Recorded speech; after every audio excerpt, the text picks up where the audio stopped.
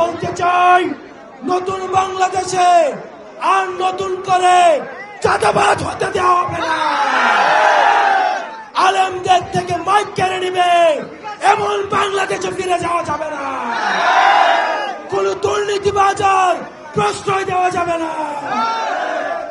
আপনারা সবাই আতিক মুজাহিদ ভাইয়ের হাতকে শক্তিশালী করবেন। আমরা আসছি আজকে জাতীয় নাগরিক পার্টির পক্ষ থেকে। জাতীয় নাগরিক পার্টি খুবই নতুন পার্টি, কিন্তু আমাদের স্বপ্ন অনেক বড়। আমরা চাই আপনারা আপনাদের যে অধিকার আছে, স্বাস্থ্যের অধিকার, চিকিৎসা পাওয়ার অধিকার, সুশিক্ষা পাওয়ার অধিকার, সেগুলো আপনারা পাবেন। শুধুমাত্র আপনারা রাজারহাটে থাকেন বলে বা কোনো এলাকা বঞ্চিত বলে আপনারা আপনাদের অধিকার পাবেন না, এমন যাতে না হয়।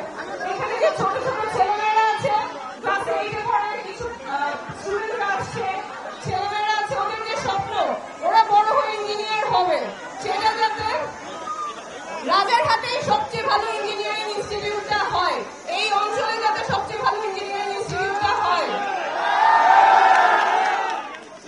আপনাদের চিকিৎসার জন্য যাতে শহরে যেতে না হয়, ঢাকা পর্যন্ত যেতে না হয়, আপনাদের অঞ্চলে যাতে ভালো হাসপাতাল থাকে।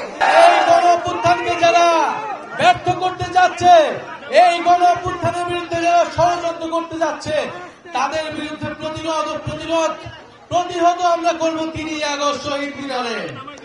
প্রিয় বন্ধুগণ, আরেকটি বিষয় ঘোষণা করতে চাই যে আমরা গতকাল দেখেছি একটি নিউজ যে চট্টগ্রামের পটিয়াতে আমাদের বৈষম্য বিরোধী ছাত্র আন্দোলনের এই গণঅভ্যুত্থানের সৈনিকদেরকে আবারও আক্রমণ করা হয়েছে, আবারও পুলিশে হামলা করা হয়েছে।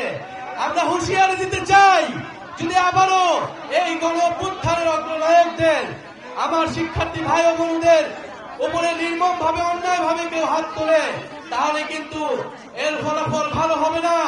আমরা আর কোনো হানাহানি চাই না। আমরা চাই পুলিশের সংস্কার হবে, পুলিশ অন্যায় ভাবে কারোর উপর হাত তুলবে না। জনগণের জায়গা থেকে আমরা আইনের প্রতি শ্রদ্ধাশীল হব এবং সকলে মিলে একটি শান্তিপূর্ণ বাংলাদেশ গড়ে তুলব।